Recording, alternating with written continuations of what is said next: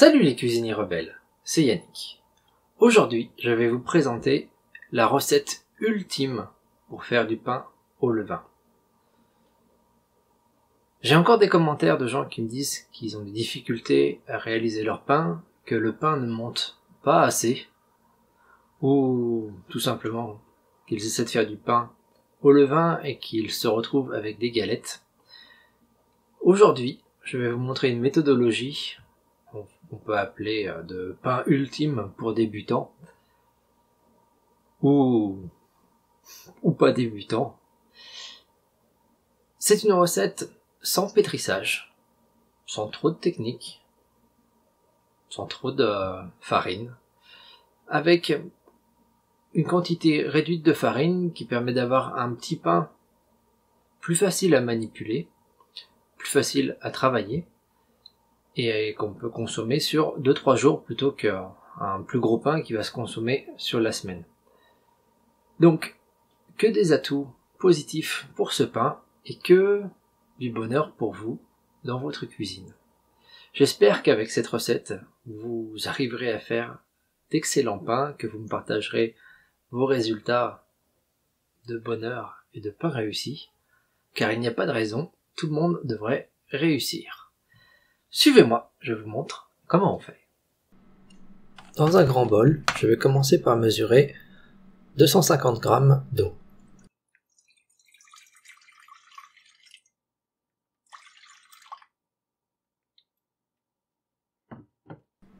J'y ajoute 12 g de sel, ce qui correspond environ à une cuillère à café.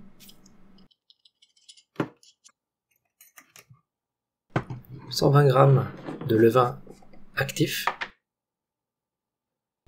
Comme vous pouvez voir, mon levain est très actif. Je l'ai alimenté la veille, il était environ 20 h. Ce matin, je commence mon pain, il est 9 h.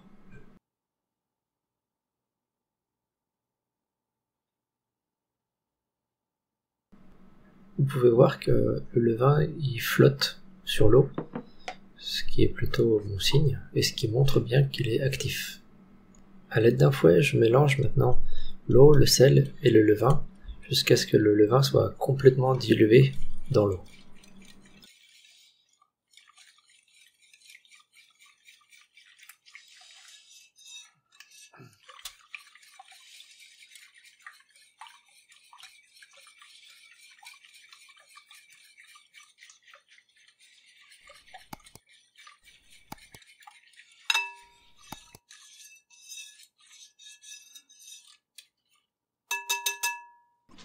On ajoute maintenant 375 g de farine. Ici j'utilise de la farine à pain. Pour les puristes, avec les quantités que je vous donne, on est sur un pain qui a une hydratation de 65%.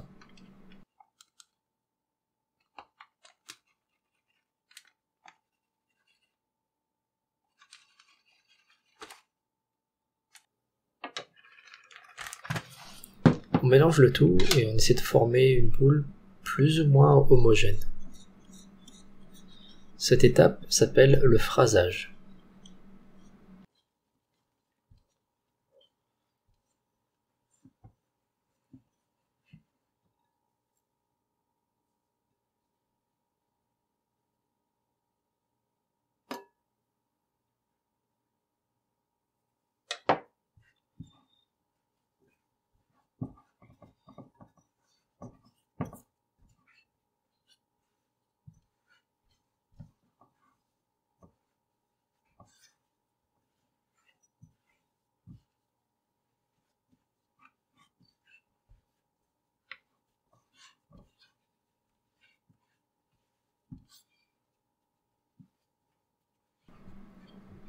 Dans ce guide, volontairement, j'ai pas trop accéléré la vidéo pour que vous puissiez voir chaque étape et analyser ou comprendre exactement ce que je fais.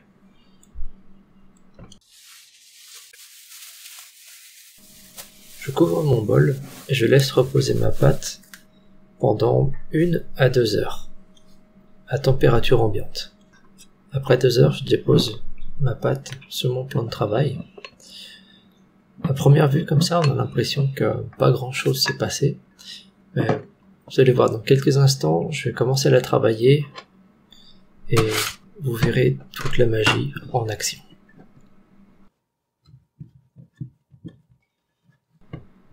Remarquez et notez que je n'ai pas fariné mon plan de travail.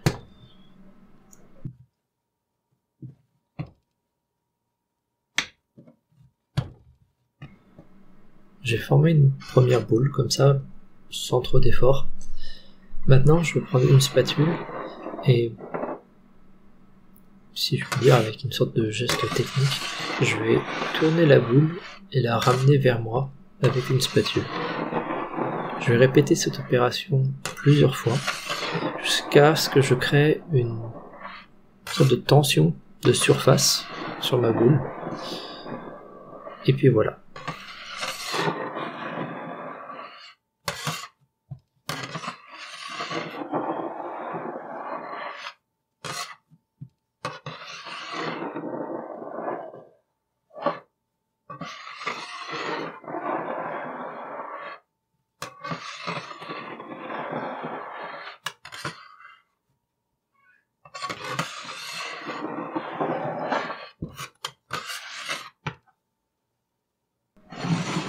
Je replace ma boule dans le bol, je couvre le bol et je laisse maintenant reposer ma pâte pendant 4 à 5 heures, toujours à température ambiante. Une température comprise entre 20 et 28 degrés.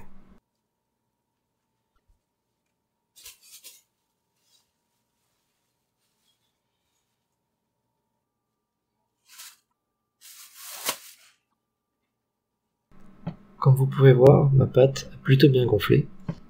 Je la dépose sur mon plan de travail délicatement. Ici, je ne vais pas la dégazer ou autre. Je vais essayer de conserver le maximum d'air dans ma pâte.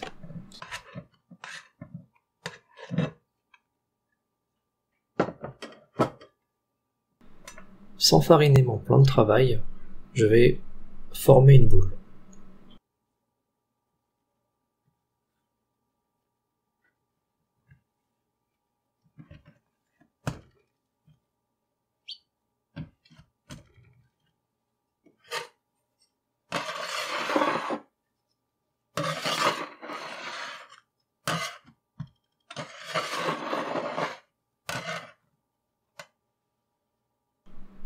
Je la couvre avec mon bol et je vais la laisser reposer pendant 30 minutes avant de passer à la suite.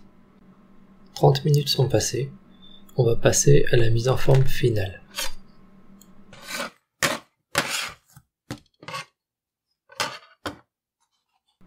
Je commence par fariner mon banetton, ensuite je vais mettre ma boule en forme et la placer dans le banetton.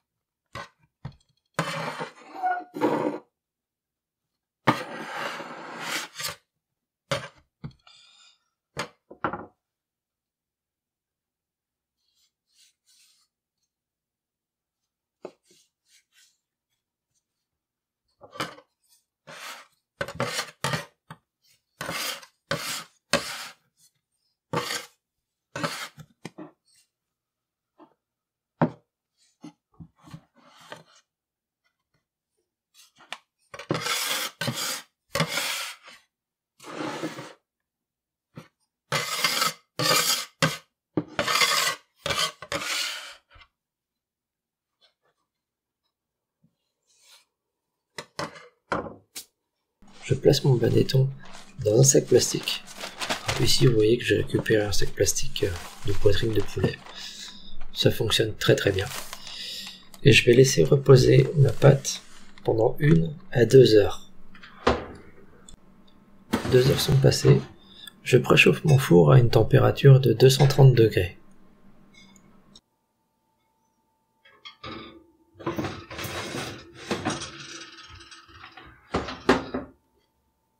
Vous vous demandez très certainement quel est ce pot mystérieux que j'utilise pour cuire mon pain. C'est tout simplement une cocotte à pain ou une marmite à pain. C'est une cloche en terre avec une base spécialement étudiée pour cuire du pain. C'est un produit qui a été réalisé ici par un artisan potier qui s'appelle Diane Demers au Québec. Elle m'a contacté tout simplement parce qu'elle a du mal à survivre avec cette pandémie et toutes les restrictions imposées par les gouvernements. C'est la même chose pour la plupart des corps de métier et les artisans dans beaucoup de pays. Je vous invite à, si vous le pouvez, à les aider financièrement ou à les supporter en achetant leurs produits. C'est vraiment important. Vous le savez, vous connaissez mon message et mes idées vis-à-vis des gouvernements. C'est pas eux qui vont aider les petits gens après les avoir violemment séquestrés dans la maison et détruit l'économie. C'est à nous de faire quelque chose, c'est à nous de reprendre le pouvoir, mais ça, c'est le sujet d'une autre vidéo. Donc, j'insiste, si vous le pouvez, aidez à faire marcher le commerce local et aidez vos voisins, tout simplement. C'est vraiment important.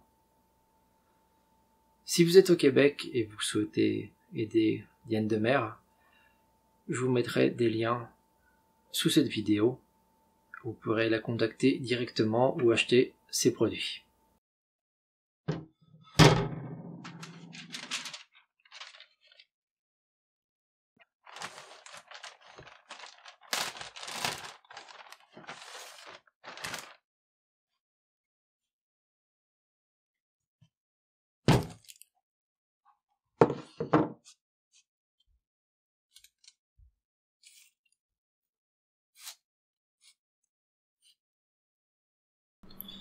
Je donne un bon coup de lame dans le milieu de ma pâte avant de refermer la cloche et de placer mon pain à cuire pendant 30 minutes à une température de 200 degrés. Donc, j'ai réduit la température de mon four.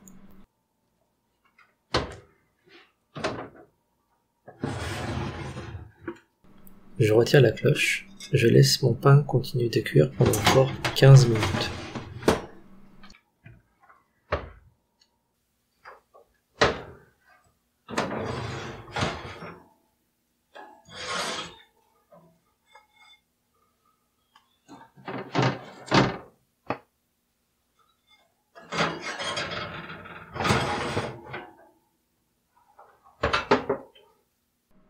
Et voici le produit final.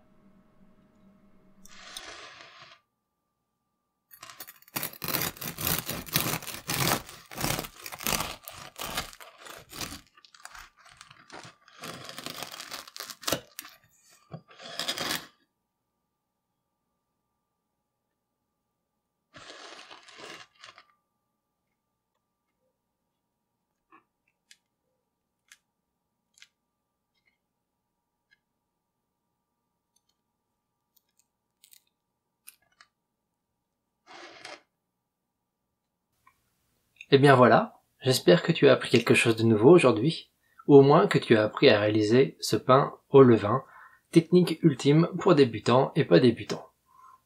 Si c'est la première fois que tu viens sur cette chaîne, n'oublie pas de t'abonner en cliquant sur le lien qui est juste là.